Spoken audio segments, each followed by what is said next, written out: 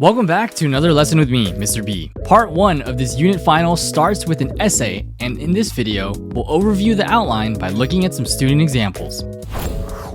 If you've looked at the project handout, you'll notice that there's an essay outline right here when you click on it. And below it is a little breakdown of some tips and guiding questions to get you through the introductory paragraph, the body paragraph, and the concluding paragraph. So when you open the essay outline, you're going to find an interactive version of this component breakdown, where the introduction is separated into boxes, the body paragraph, and the concluding paragraph, to help guide you through this essay writing process.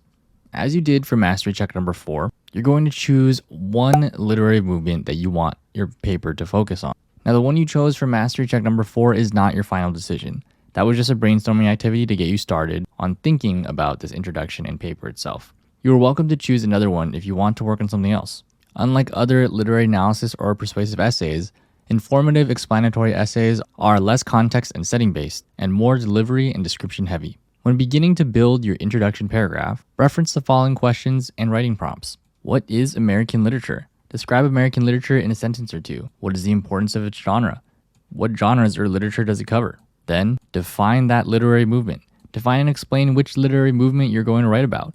What centuries or years did this movement happen? What were some big historical moments that helped define this time period? Or what authors were well known for influencing this movement? Use quotes or information from the Reader, Slides, or Oxford Dictionary of Literary Terms PDF, and make sure to properly cite your source. So in this section is where you're going to include some of the defining traits, big ideas that make up this literary movement. So it'd be good to reference something that you've used in any of your discussion posts or anything from your notes and the readers that we've been using for this unit.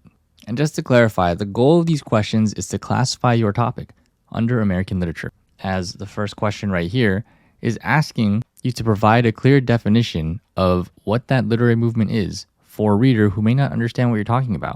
Let's take a look at an example. So this student wrote that American literature is a relatively new global literature. As such, it is heavily influenced by American history. It is divided into genres, used to separate each literary movement.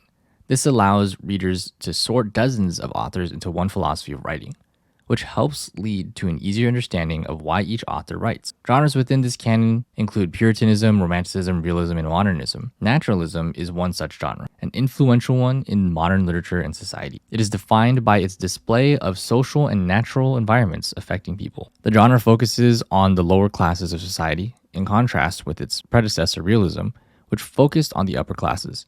Consequently, naturalist authors tried to uncover their contemporary social issues, often justifying it with the Darwinist theory of evolution. During this time, well-known authors include Ernest Hemingway with A Farewell to Arms, or John Steinbeck with Of Mice and Men, and many others. So as we've read, this student responded to all the questions in number 1. What is American literature? They described what American literature is overall. They spoke a little bit about some of the genres it covers and its importance. And then for number 2, defining their movement, they have a clear definition of what naturalism is, and they gave a little bit of context when talking about Charles Darwin and any other naturalist authors at that time in its juxtaposition or comparison to realism in the upper classes. So they gave a lot of context to give our reader here what is naturalism, so you know what I'm going to talk about as we move forward.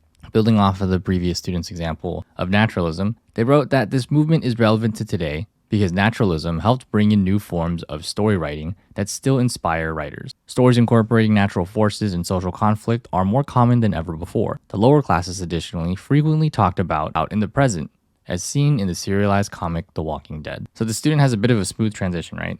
They provide some context in how this connects to the example that they're going to present. Give a little bit more about how naturalism is present in storytelling today, in social conflicts, and how it inspires writers. Then they specifically address their main idea here, that the lower classes are being presented in a fashion through serialized comic TV show The Walking Dead.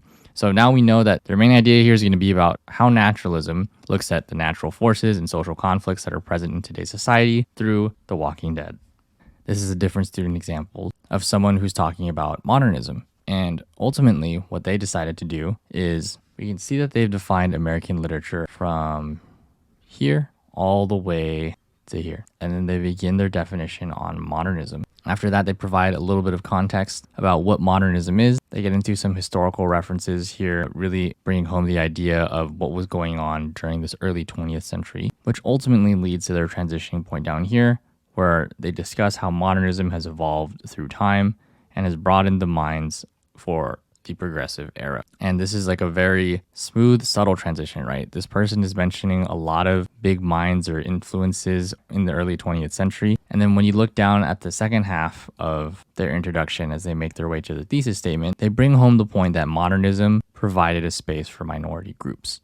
And as we've learned with modernism specifically, we were looking at gender, sexuality, and race, but ultimately this person decided to discuss a specific identity, and they dive into Stephen Hawking's A Brief History of Time from the Big Bang to Black Holes, and discuss how a scientist like Stephen Hawking opened up a space for the disabled community to engage in academia. So again, as we just looked at the last slide, there is no one way to write an introduction.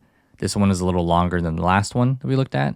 And they also decided to have a little bit of like an anecdote going through what is American literature, what is modernism, exemplifying a couple ideas to drive home their point on great thinkers and innovators like Stephen Hawking and how he opened up a space that wasn't just for gender, sexuality, and race, but also other identities to engage in academia. Under the classwork tab, you're going to find Lesson 12, the Introduction Paragraph Outline. This is where you'll find your copy of the intro outline, the Oxford Dictionary of Literary Terms PDF to help you write it, and then also the project instructions handout in case you would like to review it. When you open your version of the document, you're going to find that it only has one page for the introduction, so that's all you're going to focus on for Lesson 12. And you can use these sentence starters, or you can just delete them and get started in filling out these boxes for your introduction paragraph.